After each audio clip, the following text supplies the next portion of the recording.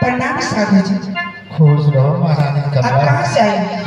महारानी कमलावती, मैं काशी से चलकर आपके मगहर में आया हूँ,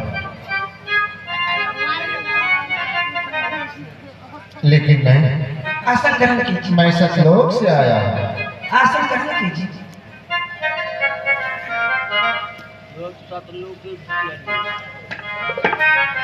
मेरे सिपाही ने महाराजों के कहने पर अब तो मेरे पास भेजे कि साधु को अच्छा से भोजन करवा देना, वस्त्र दे देना, दर्भ दे देना और दरबार से विदा करना।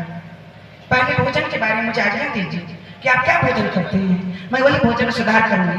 महारानी कमलावती जी तुम तो महाराज बीर सिंह बघेल की पटरानी महारानी कमलावती जी।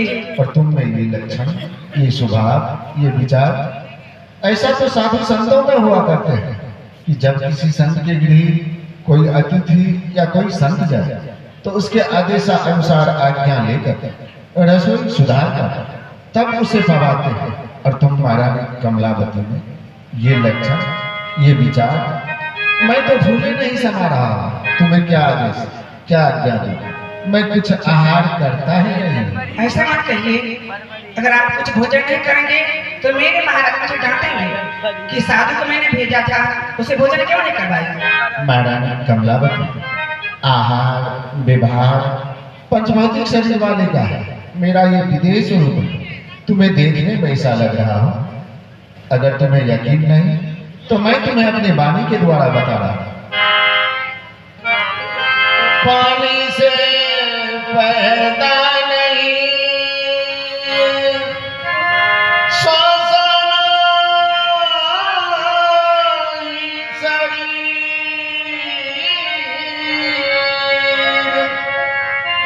कुछ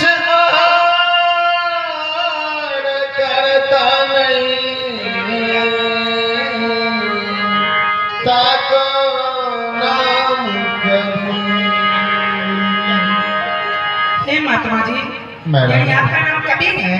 हाँ हैं?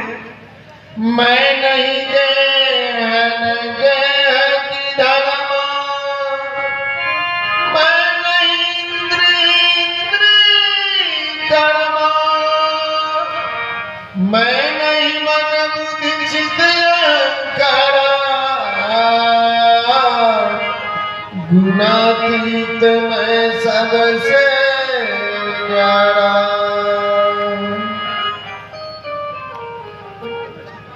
महारानी कमलावती जी देखो, इस संसार में मैं कुछ लेने के लिए प्रकट नहीं हुआ, मैंने कुछ देने के लिए प्रकट हुआ।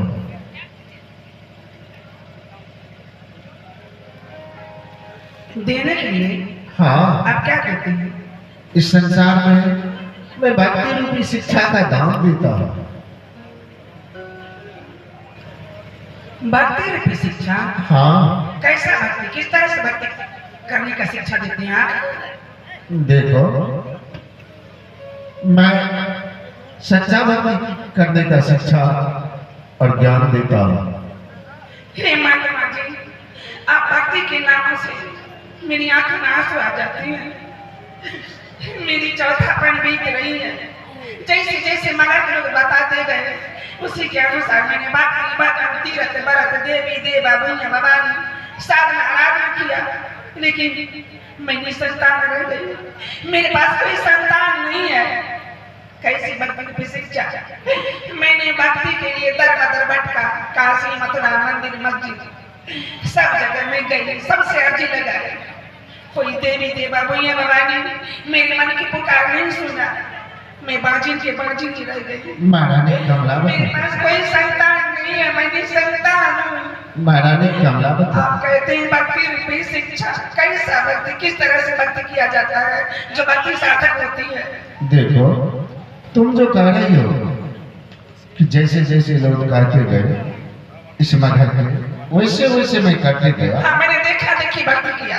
क्या तुम्हारा गुरु कौन है? तुम्हारा गुरु कौन है? गुरु मेरा कोई भी नहीं है। अरे मैं गुरु के बारे में जानती तक नहीं हूँ। जब तुम्हें गुरु ही नहीं है, गुरु के विषय में तुम जान ही नहीं रही हो, नहीं। तो फिर तुम्हें साधना आराधना ध्यान सुमरन की दीक्षा किसने दिया? किसने दिया? मैंने लोगों को देखने से किया। लोग मुझे बताया कि यहाँ जाओ वहाँ जाओ। है, मैंने दर बदर भटकती रही, जीवन भरा सुबह आती रही, अर्जी लगाती रही, फिर भी मेरी मन की मनोकामना पूरा नहीं हुआ।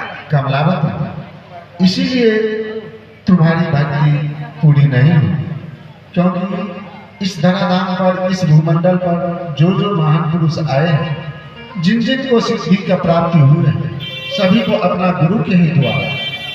अगर तुम्हें यकीन नहीं तो मैं तुम्हें अपने वाणी के द्वारा बता रहा हूँ। राम कृष्ण से को बड़ा उन्हों तो गुरु की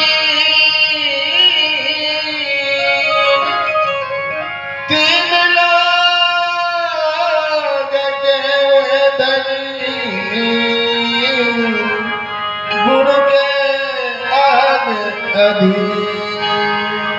तो हे माता, हाँ, इतना दिन जो मैं तीर्थ व्रत किया, भक्ति भजन किया, मेरी भक्ति सारा व्यर्थ चला गया, क्योंकि मैं गुरु के शरण में जाके गुरु से दीक्षा लेके भक्ति नहीं किया, इसलिए सारा भक्ति मेरा निष्फल हो गया। क्या इसीलिए तुम्हारी भक्ति पूरी नहीं है। तो ये माता, देखा देखी भक्ति नहीं होती। अपना भोजन करते हैं, ना वस्त्र लेते हैं, यानी दान दौलत किसी चीजों से लोभ मोह नहीं है, तो आपके जैसा गुरुदेव मुझे कहाँ मिलेंगे? इसलिए मैं आपके अपना गुरुदेव मानती हूँ। आप दया करके अपने शरण में लेकर अपना शिष्य बना लीजिए मुझे। महारानी कमलावती, मैं आपसे निवेदन करती हूँ। तुम तो महाराज वीर सिंह बघेल की पटरानी हो, और महाराज वीर सिंह बघेल अन्याय अत्याचारी। महाराज के बारे में छोड़ दीजिए, मैं अपनी परीक्षा लेती हूँ। अगर उन्होंने तुम्हारी ऊपर अन्याय अत्याचार करे, कुछ भी नहीं करेंगे, अगर करेंगे तो मैं किसी शिकायत नहीं करूंगी, नहीं। मैं सब कुछ सह सकती हूँ। सह सकती हो? हाँ, जब तुम में ऐसी साहस, ऐसी हिम्मत है, तो आओ, मैं तुम्हें अपना शरणागत दे रहा हूँ। ठीक है। और देखो, उससे पहले जो कुछ कहता हूँ उसे ध्यानपूर्वक सुनो। इस शरीर के अंदर 5 वस्तु है जो संतों की रहनी वृद्धि में बाधाएं करती है, उसे तुम्हें त्यागना होगा। और वो इस प्रकार है: काम, क्रोध, लोभ, मोह, अहंकार। इस 5 का त्याग करोगी तब तुम्हारी भक्ति पूरी होगी। मैं इसे त्याग दूंगी। त्याग दोगी। और 5 वस्तु इस प्रकार है जिसे मानव अपने जीवन में नहीं उतारता, और तुम्हें उतारना होगा। वो इस प्रकार है: दया, धर्म, शील, सत्य और विचार।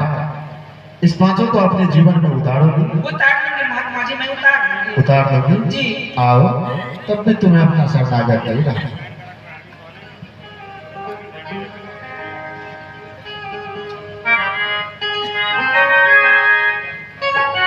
सही सही सही।